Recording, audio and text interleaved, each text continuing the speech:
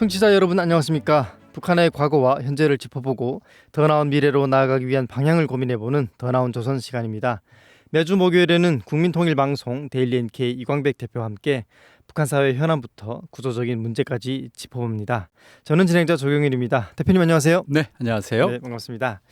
자, 며칠 전 또 뉴스가 하나 들려왔죠. 조선인민군 한 명이 군사 분계선을 넘어서 한국으로 귀순하지 않았습니까? 그렇습니다. 지난 20일 네. 새벽 1시 반쯤이었습니다. 조선인민군 한 명이 군사 분계선을 넘어서 한국으로 귀순을 했는데요. 네. 강원도 고성 지역 군사 분계선을 넘었습니다.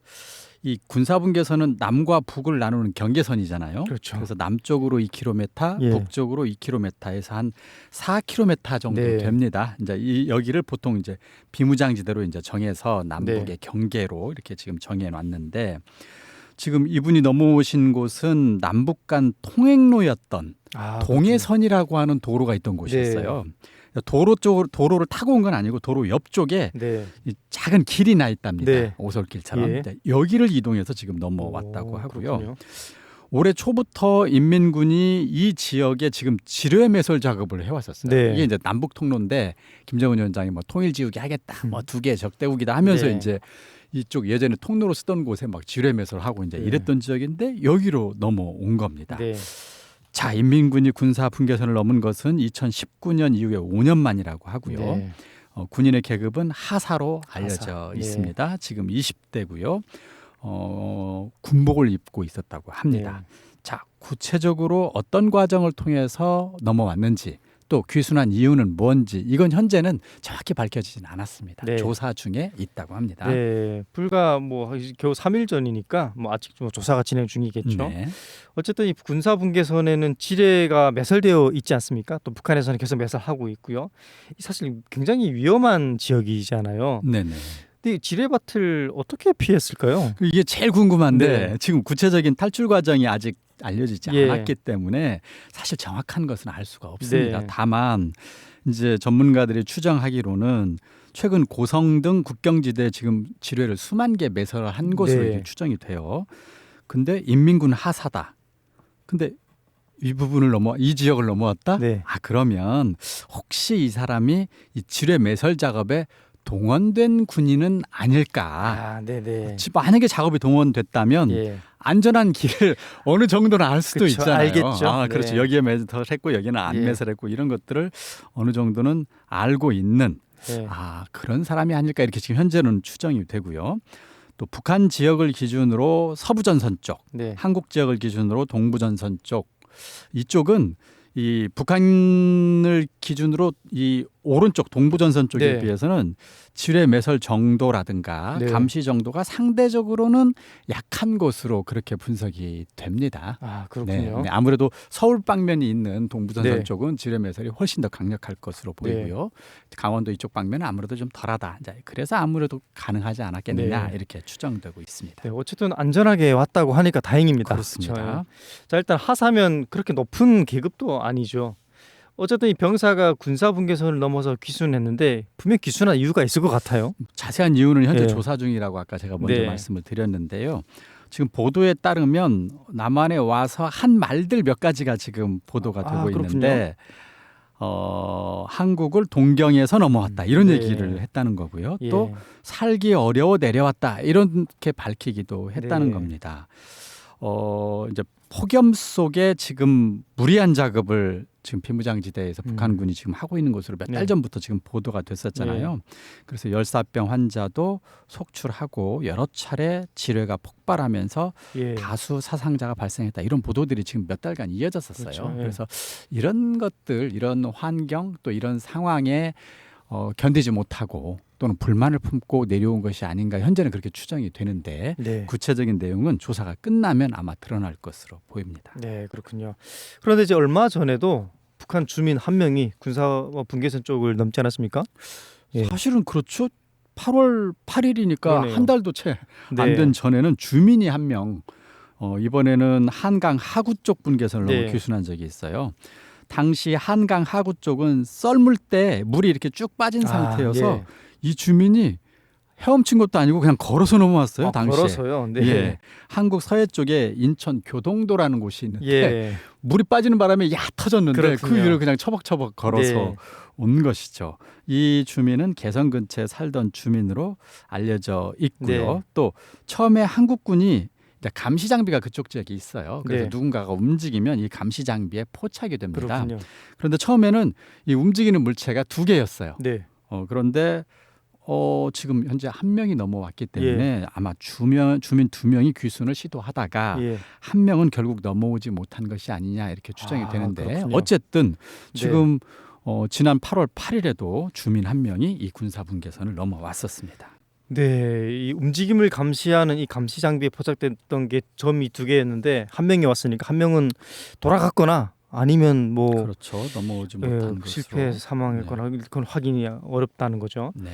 자, 그런데 이제 뭐 이번 달에만 들어서도 이렇게 2명이 나왔는데 사실 자주 있지 않습니까? 작년에도 이 조선을 탈출해서 한국으로 향한 주민들이 좀 있지 그렇습니다. 있었죠? 분계선을 넘거나 네. 아니면 이쪽 남쪽 지역 그러니까 바다를 건너서 남쪽 네. 지역으로 오는 경우 지금 작년 올해 연달아 이어지고 있는데요. 작년 5월이었습니다. 네. 주민 9명이 서쪽 바다를 네. 따라서 고깃배 타고 탈출을 해서 한국으로 네. 왔었고요.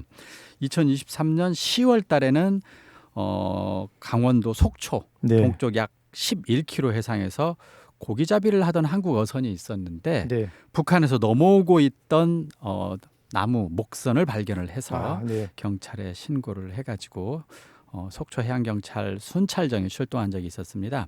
현장에 가보니까 조선 주민 4명이 네. 길이 약 한 10m가량의 소형 목선을 타고 있는 것을 그렇군요. 확인을 했습니다. 남성 1명, 여성 3명이었는데요. 놀라운 것은 이 탈출을 주도한 사람은 이 배의 선장이었는데 네. 20대 여성이었습니다. 그렇군요. 예, 함경남도 심포를 떠나서 한국 속초까지 이 목선을 타고 탈출을 했던 겁니다. 네, 참 용감한 사람들입니다. 자, 이렇게 주민과 군인의 이런 탈북이 이어지고 있는데요. 이들이 한국에 들어올 경우에 조사가 끝나게 되면은 어떻게 되나요? 한 3개월 정도 네. 한국 사회 적응 교육이라는 것을 받습니다. 네. 그러니까 아마 북한은 사회주의 사회고 그렇죠. 한국은 어떻게 보면 자유민주주의 네. 사회이기 때문에 완전히 다른 세상이잖아요. 그러니까 이 세상에 와서 적응할 수 있는 네. 교육을 한 3개월 정도 하게 됩니다. 정착 교육 기관은 하나원이라는 곳이고요. 네. 한국 정부는 이들에게 교육이 끝나면 정착금을 조금 제공을 하고요. 사회에 신속히 적응할 수 있도록 이제 집이죠. 집을 배정을 하고 네. 최저 생계비도 어느 정도는 지급을 하고 의료비 지원도 하고 해서 정착에 도움을 주고 있습니다. 네, 그렇군요. 자, 어쨌든 군사분계선을 넘는 사람들이 있고 또 바다를 건너는 사람들도 있습니다. 이렇게 연이어 나타나고 있는데 그 배경은 뭐라고 보시나요? 그렇습니다. 일단 사회적 배경을 네. 보면 작년 5월 서해바다로 탈출한 주민 9명이 네. 뭐라고 주장했냐면 네. 생계가 어려웠다 이렇게 주장했어요. 그렇군요. 그리고 또 코로나 시기부터 시작된 이 사회 통제가 견딜 수 없을 만큼 네. 힘들었다. 이것 때문에 탈북을 네. 결심했다. 이렇게 밝혔다는 것이죠. 또 조사 과정에서 계속 이 얘기를 했다는 거예요. 그때 9명이 남조선에서는 일한 만큼 돈 벌 수 있나? 그렇군요. 이곳에서는 자유롭게 살 수 있다는데 이게 사실인가? 이런 여러 가지 얘기를 했었어요. 예. 그러니까 그 사회에서 살면서 겪는 생계난, 예. 그다음에 통제 이런 거에 대한 어려움 때문에 탈북한 것으로 이제 추정이 됩니다. 그렇군요. 작년 10월에 동해바다로 탈북한 주민 4명은 20대 여성 선장 같은 경우가 왜 탈북을 했냐고 물어보니까 코로나 기간 정부의 감시와 통제 때문에 숨이 막혔다. 네. 이 돈대가 크게 오르고 먹고 살기가 힘들기도 했고 네. 또 하나 나라가 도대체 어떻게 될지 미래를 알 수 아. 없을 만큼 너무너무나 불안했다. 네. 이렇게 증언을 했습니다. 그러니까 경제적 어려움, 코로나 시기 악화된 경제 상황이 이게 좀 잘 회복이 안 되는 것 같아요. 네. 그리고 코로나 기간에 이제 그때는 방역 정책 때문에 통제를 심하게 한 거 그건 좋다. 그런데 네. 코로나가 끝났는데도 역시 정부의 감시와 통제가 좀처럼 풀어지지 않는 네. 이런 것이 또 영향을 준 게 아닌가 싶습니다. 네, 그렇군요. 일한 만큼 돈을 벌 수 있느냐라는 질문이 저는 굉장히 중요한 것 같은데 네네. 그만큼 북한에서는 부당하게 노동력 착취를 당했다는 거죠. 네. 자, 어쨌든 뭐 반갑습니다. 잘 무사히 왔다고 하니까. 자, 일단은 이제 바다를 건너거나 이제 군사분계선을 넘어 탈출하는 사람들이 이렇게 여러 가지 이유로 있는데 지금 계속 늘어나고 있죠. 자, 지금 사회적 배경을 놓고 네. 보면 뭐 경제적으로 어렵다는 점, 그다음에 네. 통제가 심하고 또 정부가 이 정책 저 정책 썼다가 막 걷어들였다가 뭔가 불안하다는 거죠. 네. 미래가 어떻게 될지 알 수 그렇죠. 없을 만큼. 자, 그런다면 그것 때문에 탈북했다면 보통은 중국 국경 넘어서 탈북하는 경우가 과거에 네. 많았잖아요. 그렇죠. 근데 이번에 보면 그거보다는 대부분 군사분계선을 넘거나 바다를 통해 네. 탈출을 하고 있어요. 왜 군사분계선을 넘는 것인가? 이거 보니까 사실 이 지역은 군사분계선을 헤엄쳐서 뭐 넘어오든 군사분계선을 넘어오든 탈북하는 노선 중에는 가장 위험한 곳이잖아요. 그렇죠. 예. 그리고 또 경계 근무 중인 군인의 발각되기 쉽고 지뢰도 매설되어 있고 사망이나 부상 가능성 당연히 높습니다. 자, 그동안에는 북중 국경 지나서 제3국 네. 거쳐 한국에 오는 경우가 가장 많았는데 왜 이렇게 변화된 것인가? 뭐 지금 증언자들의 얘기를 쭉 종합해 보면 네. 이렇습니다. 코로나 감염병이 확산되면서 북중 국경 경비를 강화했잖아요. 그렇죠. 그때 콘크리트 장벽까지 막 만들고 네. 초소의 간격도 훨씬 좁게 설치를 했습니다. 네. 심지어 어떤 지역은 지뢰를 매설하거나 전기 철조망까지 세웠다는 것이죠. 그렇군요. 근데 이게 코로나가 끝나면 싹 그러면 철거가 됐느냐? 네. 그게 안 된 거예요. 예. 그게 안 되면서 여전히 있군요. 예. 중국 쪽으로 국경을 넘어서 탈북하는 것이 예전에 비해서는 어려워졌다. 네. 그래서 위험하다 하더라도 군사 분계선을 넘거나 바다를 건너야만 되는 이런 상황. 네. 이것이 이제 최근 탈북의 어떤 이유가 아닌가 이런 생각이 듭니다. 네, 그렇군요. 자, 그러면은 앞으로도 이렇게 군사분계선을 통해서 탈북하는 것이 좀 지속이 될까요? 일단 먼저 네. 탈북 규모부터 한번 볼게요. 네. 2000년대 이후에 탈북인의 수는 지속적으로 증가를 했습니다. 네. 탈북해서 한국으로 넘어온 사람 같은 경우 이제 구체적인 통계가 있는데 네. 2003년부터 2011년까지 1년에 그 시기에는 대략 2천에서 3천 명이 한국으로 들어왔습니다. 많이 왔죠. 이거 네. 많이 왔죠. 2012년 이후에는 약간 줄어가지고 네. 1년에 대략 한 1,300명 정도 네. 이렇게 왔었는데요. 코로나 기간에는 얼마였느냐? 2021년 63명으로 줄었습니다. 그러니까 뭐 급감했죠. 거의 대폭 줄었습니다. 네. 예. 그리고 2022년 67명. 자, 그러면 코로나가 22년 말에 이제 대체로 진정이 네. 되니까 작년에는 얼마였느냐? 164명, 한 100명 늘었으니까 그렇군요. 조금 늘어난 건 사실입니다. 네. 그리고 2024년 올해 6월 현재 95명. 뭐 올 하반기까지 하면 뭐 대략 한 200명 가깝게 아마 네, 될 것 같습니다. 그렇게 그래서 되겠네요. 약간 늘어나고 있는 것은 맞지만 네. 2012년 코로나 이전에 막 한 1,000명 넘게 탈북하던 것과는 아무래도 비교해 볼 때 적죠. 네. 그래서 당분간은 그러니까 북중 국경을 넘기 어렵기 때문에 탈북해서 한국으로 들어오는 사람의 수는 조금 예년에 비해서는 적지 않겠는가 이런 네. 생각은 듭니다. 자, 그리고 또 하나 그러면 군사분계선 바다를 건너는 사람이 여전히 많을 것인가? 네. 현재는 보니까 딱 세 그룹이에요. 군사분계선, 그다음에 바다 건너거나 네. 아니면 해외 파견되었다가 예. 돌아갈 때쯤에 안 돌아가고 탈북하거나. 그렇게 그렇군요. 크게 세 네. 종류인데 네. 앞으로도 향후 최소한 1년에서 2년 정도는 여전히 이런 분들 중심으로 탈북이 이루어지지 않을까 이런 생각이 듭니다. 네, 그렇군요. 그동안은 중국에 머물고 있던 탈북민들이 많이 탈북을 했는데 이제는 뭐 군사분계선, 바다, 해외 파견되던 노동자, 심지어 엘리트 뭐 탈북들까지 이렇게 많이 이어지고 있지 않습니까? 네, 북한에서 이렇게 주민들이 많이 떠난다는 것은 북한의 감시와 통제, 특히 미래가 없다는 이런 고백들이 북한 사회를 그대로 보여주는 것 같습니다. 북한 당국에서는 자국의 주민들이 이렇게 어려워하는데 자신들의 배만 불리지 말고 주민들을 위해서 신경 쓰기를 바랍니다. 북한의 밝은 미래를 그려봅니다. 여러분은 지금 더 나은 조선을 듣고 계십니다. 네, 두 번째 이야기는 담배에 대한 이야기입니다. 네. 담배 흥미롭죠? 최근 김정은 위원장의 담배가 문제가 되고 있다 이런 이야기가 들리네요. 네, 며칠 전에 노동신문이 사진 한 장을 보도했는데 네. 이게 이제 국제사회 논란이 되고 네. 있습니다. 지난 8월 16일 평양 사이오 여관에 마련한 임시교실에서 네. 학생들이 시범 수업을 진행을 했습니다. 네. 근데 이 자리에 김정은 위원장이 참관하는 장면이 노동신문에 예. 실린 거예요. 논란이 되는 장면은 어떤 거냐? 학생들이 수업을 하고 있는 교실 뒤쪽에 김정은 위원장이 앉아 있습니다. 네. 수업을 지켜보는 장면인데 김정은 위원장 자리 바로 옆 테이블에 담배, 라이터, 잿더리가 놓여 있는 겁니다. 그렇군요. 자, 이 장면이 논란이 된 것은 교육시설에서 더군다나 소학교, 초등학교 아이들이 있는 시설에서 담배를 피운다?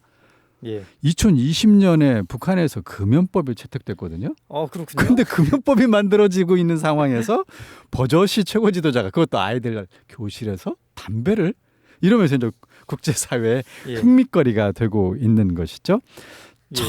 예. 요것 때문에 이제 지금 논란이 그렇군요. 되는 겁니다. 네. 2020년에 금연법을 채택해 놓고서는 정작 최고 지도자인 그 김정은 위원장은 담배를 피웠다 이런 내용이죠.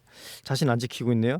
근데 이게 교실에서 담배를 피워서 더 문제가 되는 거 아니겠습니까? 사실 교실에서 예. 담배를 피우는 장면은 네. 보도되지는 않았어요. 그런가요? 네. 네.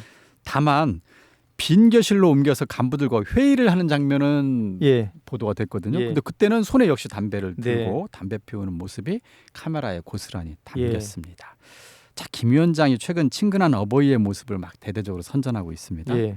근데 만약 학교나 교실에서 담배를 피울 경우 어린아이들과 학생들이 담배 연기를 마실 수 있지 않습니까? 그렇죠. 국제사회에서는 이런 걸 간접 흡연이라고 해서 그렇죠. 이거 못하도록 한단 말이에요. 예. 그래서 보통 담배를 안 피우는 사람이 옆에 있을 경우에는 담배 피우는 사람이 안 피우는 게 예의입니다. 그렇죠. 일반적으로는. 예. 그런데 보통 금연을 실시하는 나라에서는 학생과 어린이들이 있는 학교나 교실에서 흡연을 당연히 금지는 하고 있고요. 그런데 최고 지도자가 학교에서 담배 피우는 모습은 금연법을 위반하는 것이죠. 그리고 친근한 어버이의 모습과도 어울리지 않는 거고요. 예. 네. 네, 그렇죠. 일단은 잣더리와 라이터가 놓여 있었다는 것은 아무래도 담배를 피우지 않았을까 이렇게 추정을 할 수 그러게요. 있죠. 네, 설마 네. 그럴까 싶긴 한데요. 예. 아무래도 좀 예, 그런데 뭐 의심스럽습니다. 피웠을 것 같습니다.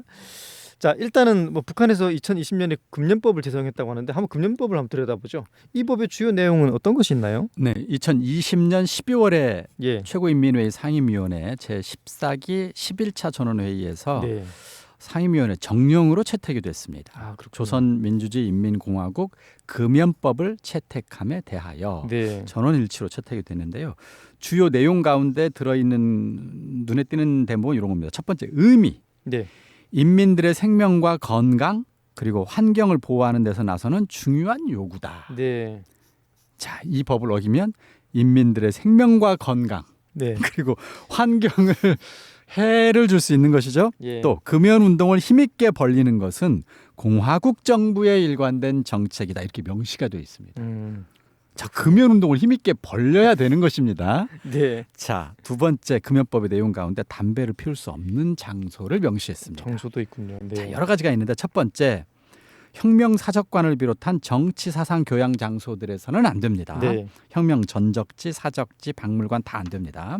두 번째, 공동 위생시설 같은 공공장소 안 됩니다. 네. 극장, 영화관, 도서관, 전람관, 체육관, 광장, 정류소 다 안 됩니다. 네. 자, 세 번째, 교육기관 안 됩니다. 음. 타가소, 유치원, 네. 어린이 보육교양기관 당연히 안 되고요.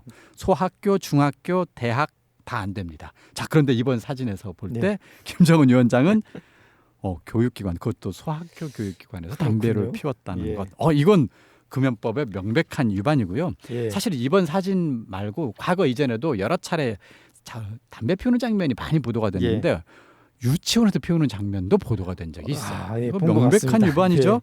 자, 네 번째, 보건의료시설 안 됩니다. 병원, 진료소, 요양소 다 안 되는데 김정은 위원장은 병원에서 피우는 장면이 보도된 적이 있습니다. 자, 다섯 번째, 급양 편의 봉사 시설 안 되는데 여기에는 여관, 호텔, 상점, 식당, 리발소, 목욕탕, 네. 상업 시설 다 들어갑니다. 근데 사유여관에서 이번에 사진 찍힌 거잖아요. 그렇죠. 이거 명백한 위반이죠. 그다음에 버스, 여객기, 여객 열차, 여객선, 지하 전동차 예. 등등의 공공 운수 수단 안 되는 거고요. 예. 그다음에 뭐 탈곡장, 종이공장, 목재, 산림구역, 화재 위험 있는 곳 안 됩니다. 네.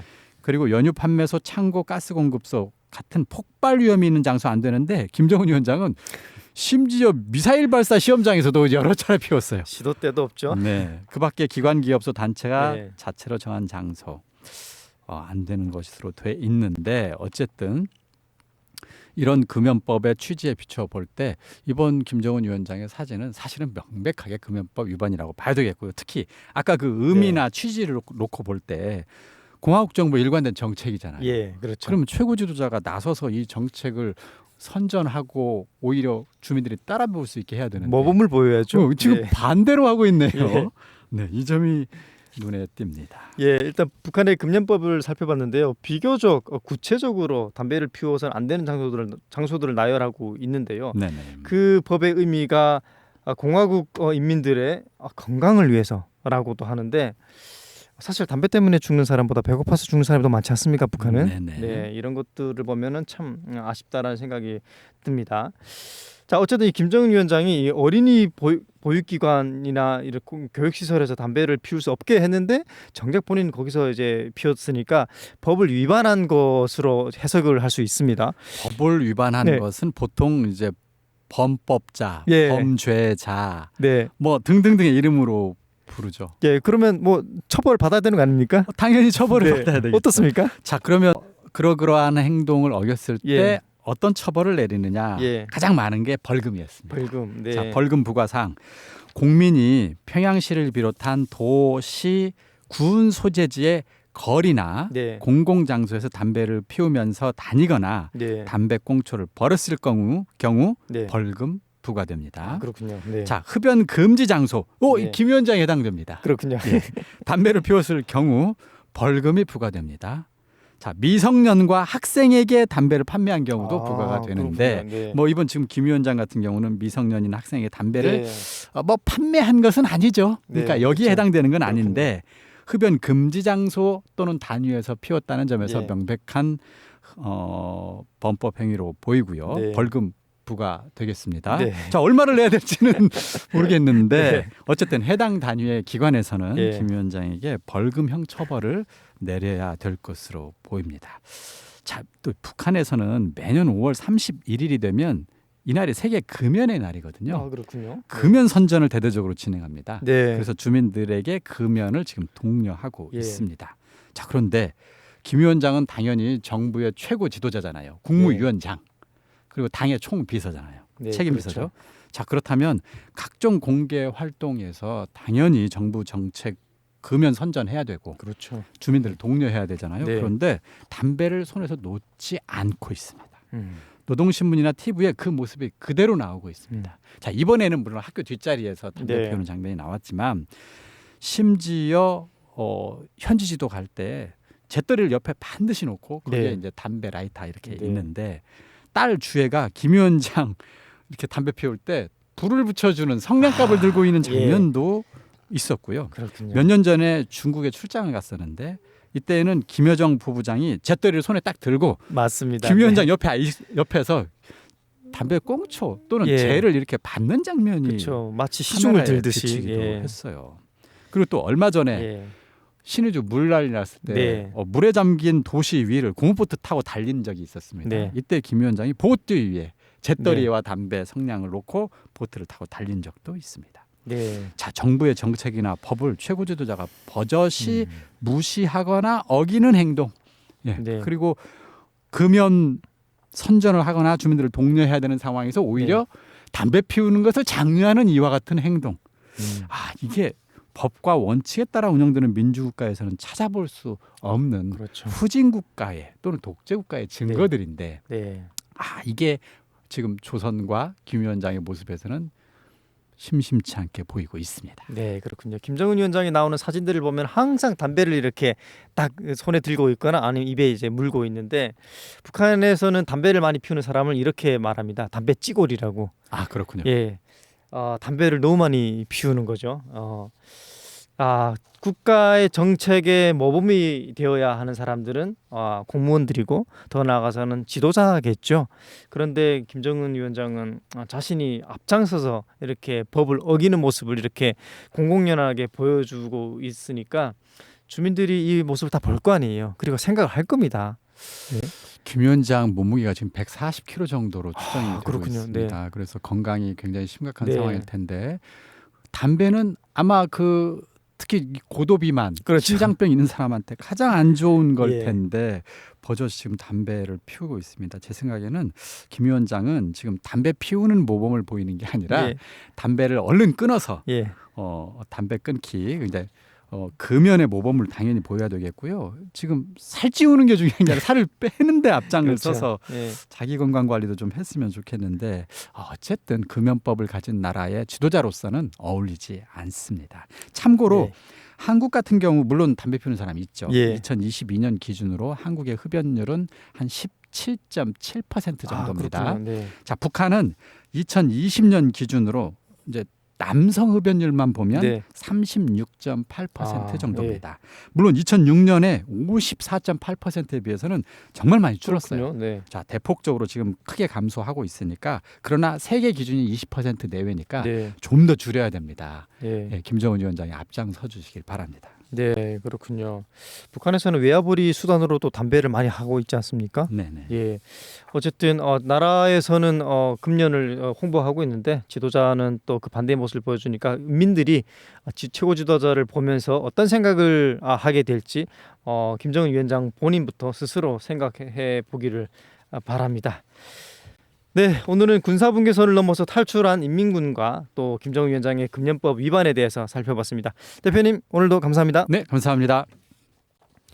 더 나은 조선은 매주 화요일과 목요일 밤 10시 30분에 단파 7340kHz에서 토요일과 일요일에는 밤 11시에 단파 7340kHz에서 들으실 수 있습니다. 더 나은 조선의 주인공 바로 여러분입니다. 다음 시간에 찾아뵙겠습니다.